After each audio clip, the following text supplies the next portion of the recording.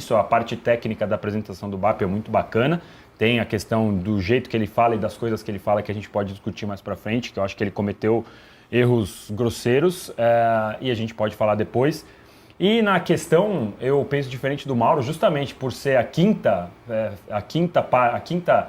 item no faturamento do Flamengo, que o Flamengo poderia pensar numa forma da questão do produto, que a gente já discutiu por muito tempo, de distribuir melhor e não de pensar em ganhar cada vez mais na televisão. Ele tem outras milhões de formas para ganhar cada vez mais do que todos os outros concorrentes. Mas o Flamengo já fez isso, Danilo, você sabe disso. Mais um voo do Urubu Brabo, estamos no ar. Danilo aí falando besteira e Mauro César já corta ele, já dá na canela dele. O Flamengo aí é o time mais rico do Brasil, o time milionário, né? Flamengo, aliás, bilionário, né?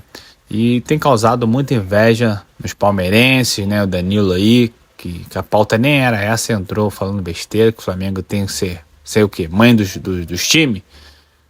Compartilhe e se inscreva nesse canal, né? Deixa sua curtida aí, porque esse cara não cria raiva. Vamos lá? Ontem, como eu falei, teve um encontro lá no Conselho Deliberativo do Flamengo e tudo mais, e o BAP esteve lá para apresentar os números espetaculares do Flamengo em 2025 e, como se não bastasse, projetar um ano de 2026 ainda melhor. É o Flamengo absolutamente dominante no futebol brasileiro, não sei o que vai sobrar para os outros. Tem até reportagem do Rodrigo Matos. Por que BAP entende que o Flamengo tem que aumentar a sua dívida? Ele entende... Bom, deixa eu só dar alguns números aqui para vocês terem uma ideia. Receita do Flamengo foi de 2,071 bilhões. Não era nem esperada essa receita. Queria essa receita um pouco mais para perto de 2030, mas já tem essa receita agora. 700 milhões a mais em relação ao anterior. 700 milhões é muito no futebol brasileiro? Eu vou te dizer o quanto é 700 milhões. 700 milhões foi a arrecadação do São Paulo, que é um gigante, tão gigante quanto o Flamengo. Também campeão, também com uma história incrível. Então, o crescimento do Flamengo foi o que arrecadou, foi a receita do São Paulo. O que vê uma diferença, é como se não fosse times de divisões, de prateleiras diferentes. O endividamento operacional foi de 96 milhões. Esse é o ponto que o BAP diz que ele poderia ter mudado, mostrando uma grande redução, já que ele fechou 2024 com 346 milhões. Ele entende que, como ele permitiu que esse endividamento caísse tanto, o clube poderia investir ainda mais. A gente vai falar vários pontos aqui sobre essa história. Olha o gráfico aí, ó, que ele mostrou, que é o faturamento do Flamengo lá em cima, aquele em vermelhinho ali.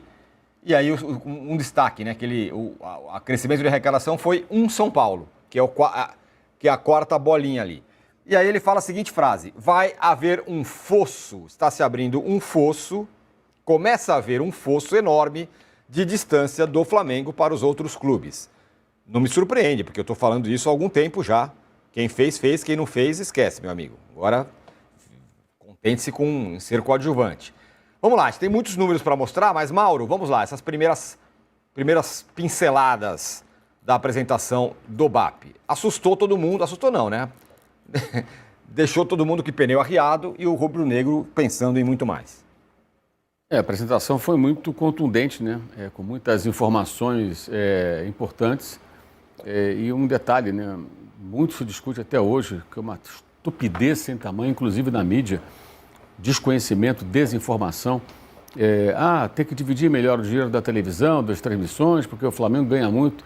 Quinta receita do Flamengo, o dinheiro de TV. Quinta, no ranking que ele apresentou ontem, atrás de publicidade, dinheiro de bilheteria, venda de jogadores e sei lá mais o quê. É a quinta do ranking. Ou seja, o Flamengo cada vez menos depende, né, do dinheiro. Ele é importante, claro, mas não é o que puxa esse faturamento para esse nível tão elevado, né? Isso já mudou muito, já vinha mudando há algum tempo. Acho que não chega nem a um quarto do faturamento o dinheiro dos direitos de transmissão. Então, quando se discute, inclusive, como se discutiu, um percentual que dá 2,5% do faturamento do clube, talvez até menos hoje, daquela briga com a Libra, e tudo que se falou, aquilo tudo, para mim, é desconhecimento, ignorância ou tentativa de vender narrativas que não correspondem à realidade. né? Como se aquele fosse o fator preponderante para um ter uma condição melhor do que outros. Quando, na verdade, tem uma série de razões que levam a isso, né? Houve uma organização. O Flamengo, aliás, há quem tema, ou não acho que teme, não. Há quem torça. Meta os pés pelas mãos para dar tudo errado. Difícil, amigo, muito difícil. O Flamengo tem uma lei de responsabilidade fiscal desde abril de 2015. Os dirigentes podem responder, inclusive, com seus próprios bens, se por acaso eles forem agirem, digamos assim, de forma que venha a levar o clube a ter problemas sérios, né? Ou por desonestidade, por incompetência. Má gestão, né? Entre outras questões, pode haver afastamento.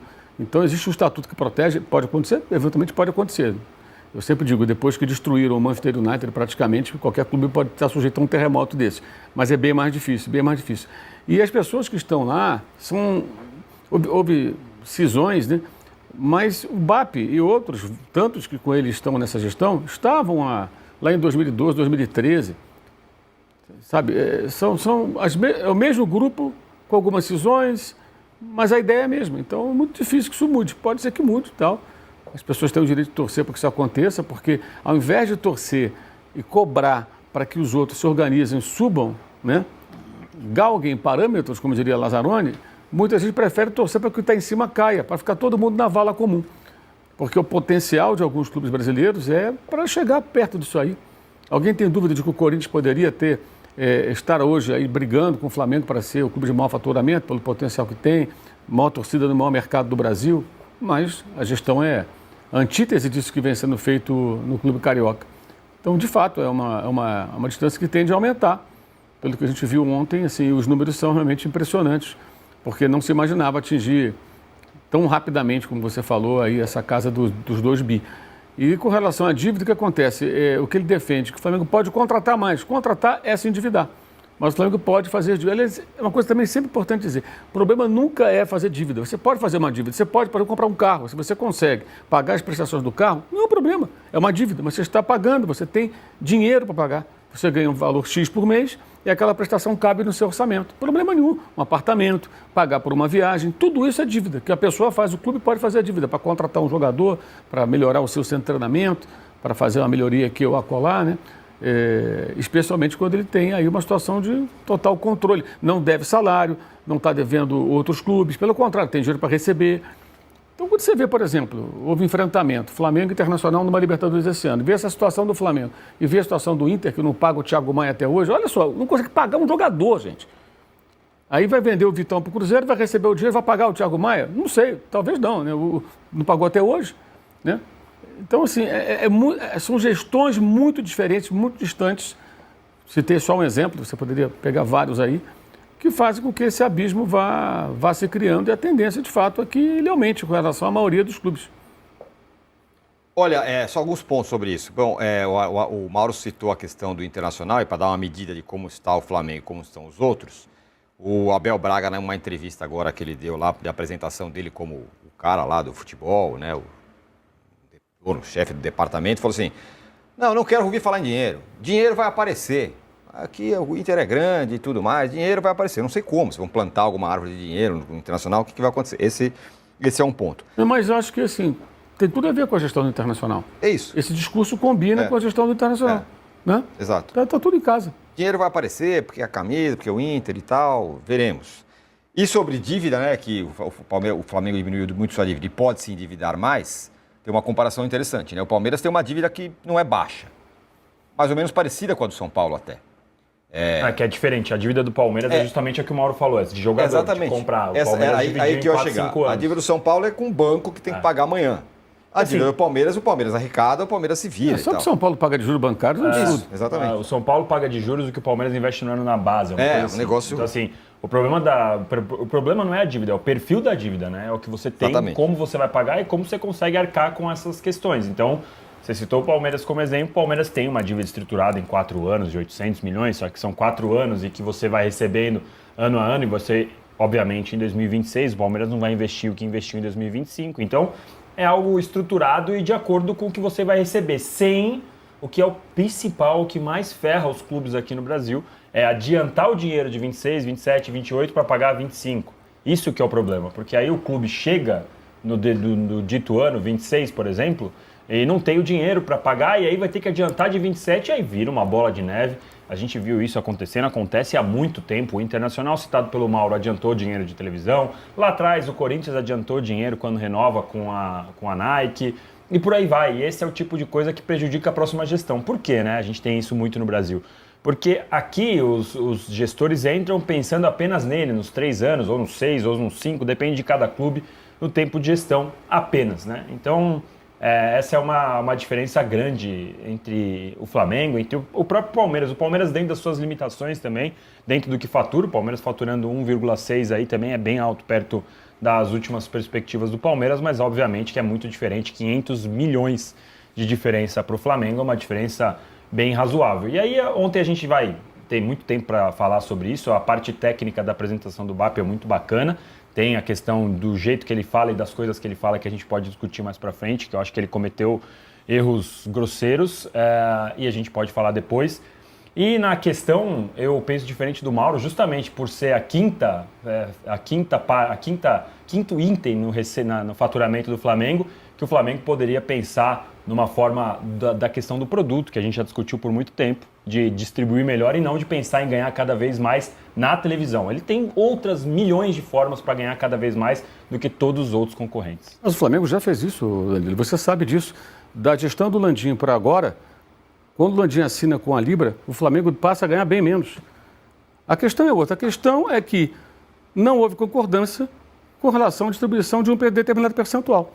E simples assim, não houve uma assinatura concordando e aí surgiu todo esse imbróglio. Mas isso é uma gota dentro de isso eu concordo. De uma piscina. Não é por isso não, que o não Flamengo é isso. tem mais. E o que eu quero dizer é que não é esse o fator preponderante. Como já foi dito e repetido, até hoje é repetido. Como se a televisão, ou não a televisão, os direitos de transmissão, que não é só a TV, né? Hoje em dia, o streaming também, fosse o fiel da balança. Não é mais. Só com a Betano o Flamengo não é ganha mais. mais já. Então. Exato, não é mais, exatamente. Então, assim, as pessoas têm que entender o que está acontecendo. A questão é o seguinte, cara, isso tudo custou, teve o remédio amargo. Ninguém quer tomar o remédio amargo. Aí é difícil, irmão. Aí é difícil. Sabe, eu já vi gente em outra rede social falando, não, em 2013 o Flamengo dava calote. Não, em 2013 estava devolvendo o Wagner Love, dispensando o Dorival, cortando na carne, pegando dinheiro da Adidas que recebeu de luvas do contrato, indo lá pagar a dívida com o governo. É isso que estava sendo feito. Então, assim, custa, né? O Flamengo viveu na vida louca até a Patrícia Morim. Até dali rompeu, acabou. Agora, tem duas coisas que são necessárias. É necessário que você tenha gente com essa boa intenção e gente qualificada também, né? Não adianta só o cara querer fazer. Tem que se cercar também de pessoas. O próprio Palmeiras, quando passou para a reestruturação, não foi o Paulo Nobre com a varinha de cordão do Mago Merlin e o dinheiro dele. Ele contratou pessoas. O Flamengo hoje tem pessoas em cargos importantes, executivos, para tocar o barco. Até ontem uma pessoa do clube falou uma coisa interessante. Falou que a equipe de 2013 era uma equipe de contenção, para conter gastos. E hoje eles trabalham mais no sentido de, digamos, criação, para gerar receitas e alavancar a receita do clube. Ou seja, perfis diferentes de profissionais. Agora aperta o cinto. Agora não. Agora a gente tem que fazer essa máquina gerar mais dinheiro. Meus amigos, essa entrevista aí do BAP, essa apresentação do BAP, botou muita gente com medo, né? Que o Flamengo tem sido um furacão, tem ganhado muito dinheiro, tem ganhado nos gramados, né? O melhor time das Américas e o Flamengo a nível europeu aí. O Flamengo que vai concorrer aí entre os europeus aí, um dos melhores times, né? O Flamengo tem só crescido a marca, aonde hoje qualquer jogador sonha jogar no Flamengo, né? Mas isso tudo começou lá atrás, que o Flamengo cortou na carne, tomou remédio amargo, né? Passou por dificuldade, mas pagou sua dívida. E hoje muitos clubes não querem fazer isso, né? Querem só contratar como Internacional, alguns outros times aí, contrata, mas não paga, né? Mas o Flamengo não ter sido, além de ser um ótimo clube, ter sido um clube que tem pago suas dívidas em dia, mas tem pago seus jogadores também em dia, seu salário, comprado o jogador e tem pago, né? Hoje o Flamengo é sinônimo de garantia, né, de um grande clube que cortou na carne e hoje está colhendo os frutos. Gostou desse vídeo? Já compartilhe, se inscreva no canal e deixe aí seus comentários, que é muito importante. Vamos chegar aos 3.000 aí, gente? Vamos lá, me ajuda aí.